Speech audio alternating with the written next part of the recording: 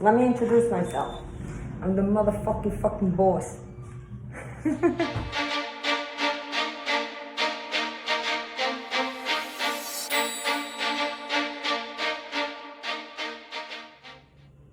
Hey guys, my name is Kansas.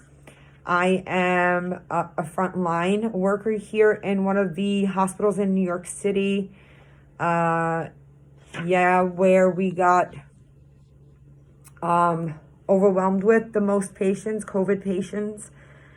I'm sure as soon as you see this video, you're automatically going to think this is a doctor, a nurse. That's because of Governor Cuomo and our President Trump. I am a respiratory therapist, and the purpose of this video is to educate you guys what we do, who we are. Yes, there is not many of us in the hospital. You do not see us often. You do not want to see us often. We are your life support. We are your ventilators. We are the people that put you on vents and the people that take you off a vent. We are the first people you see in trauma by your head.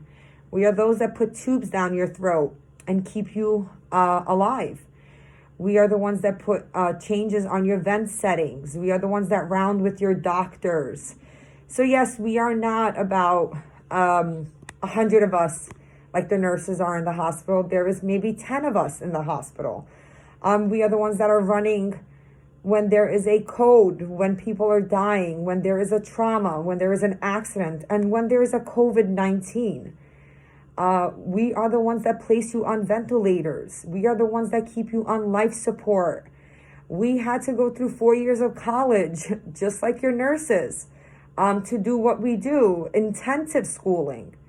But no one really knows much about us. And you would think in a pandemic, when this is a respiratory, illness, that we would be talked about and we would be giving some sort of credit. But we're not. And that's why when we are needed the most, in times like this, we are so short-staffed, much more than your nurses.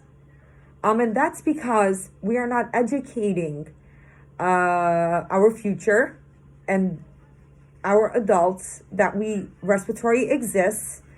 And so children are given two options when they want to go into the healthcare field to be a frontliner.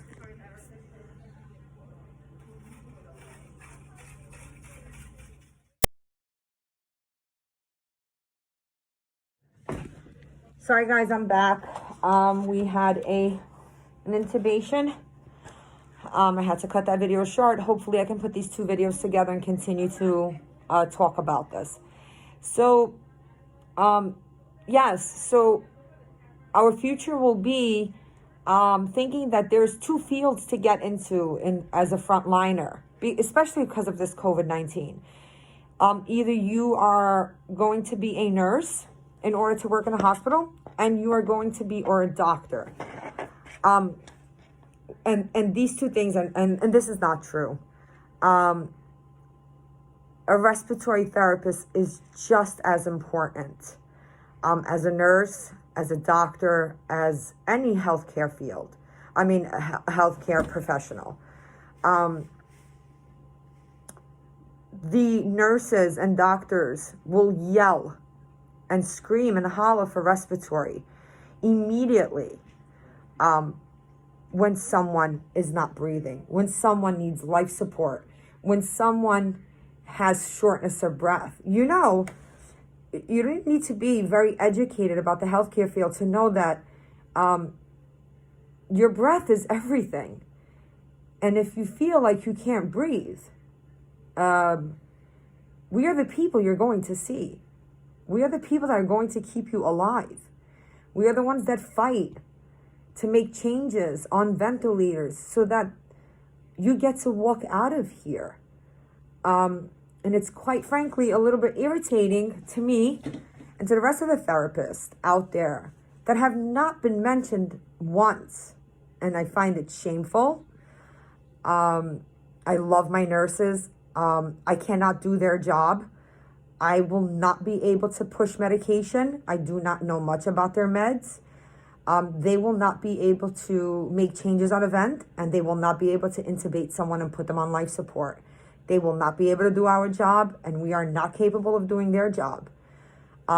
We are both healthcare professionals that are very important in the field, but we tend to hear only about one.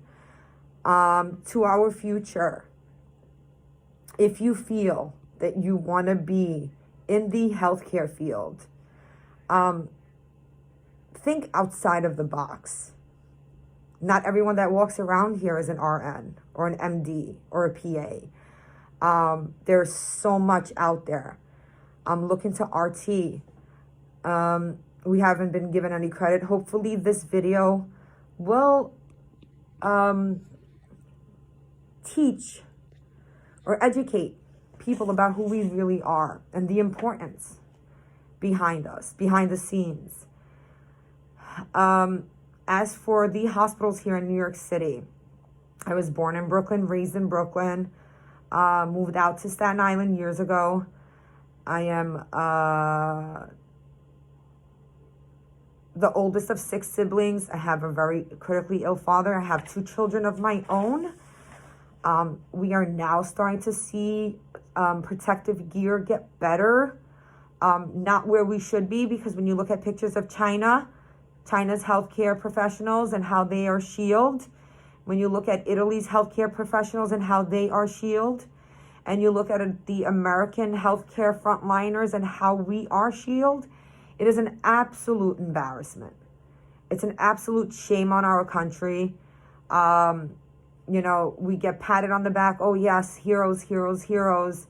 But when the heroes start all falling down, coming down one by one, and we all get ill, you all will die coming here. No one will be able to take care of you.